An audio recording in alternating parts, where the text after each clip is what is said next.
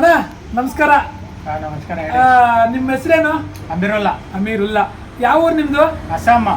ಅಸ್ಸಾಮಿಂದ ಬೆಂಗಳೂರು ಬಂದಿದ್ದೀರಾ? ಹೌದು. ಎಷ್ಟು ವರ್ಷ ಆಯ್ತು ಬಂದು? 9 ವರ್ಷ ಆಗಿದೆ. 9 ವರ್ಷ. ಬಾ. ಟೆಂಪಲ್ ನಿಮ್ದೇನಾ? ನಮ್ದೇ. ನೀವೇ ಓನರು? ತಿಂಗಳಿಗೆ ಎಷ್ಟು ದುಡಿತೀರಾ? ಒಂದು 40,000. 40,000ನಾ?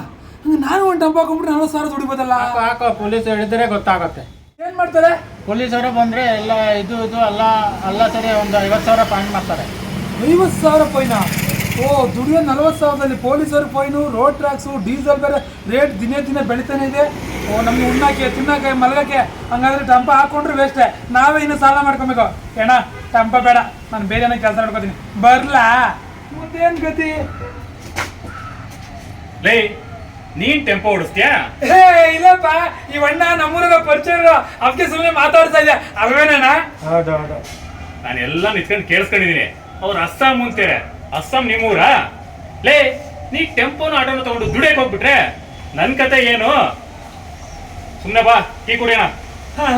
ಅಣ್ಣ, ಏಕ್ ಲೋಟ ಟೀ. ಹಾವು. ಲೇ, ಹಿಂದಿ ಬರಲ್ಲ ಅಂದ್ರೆ ಯಾಕೋ ಮಾತಾಡಿದೆ? ಸುಮ್ನೆ ನಾ ಕೇಳ್ತೀನಿ ತಡಿ. ಚಾಯ್ ಪೀನಿಕ್ಕಿಲ್ಲ ಯಾವಾಗ? ಹಾವು ನಹಿ ಪೇಂಗೆ ಅಂದ್ರೆ ನಾ ಬರಲ್ಲ ಅಂತ ಅರ್ಥ. ನನ್ ಕೊಡ್ತು ಬಾ.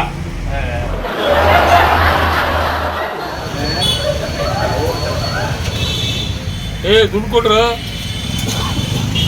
ನಾವು ದುಡ್ಡು ಕೊಡ್ಬೇಕಾ? ನಾವೇ ಗೊತ್ತಿಲ್ವಾ? ಯಾರು ನೀವು? ನಾನ್ ರಮೇಶ್. ನಾನ್ ಸುರೇಶ್. ನಮ್ಮ ಬಗ್ಗೆ ಗೊತ್ತಲ್ಲ. ನಮಸ್ಕಾರ.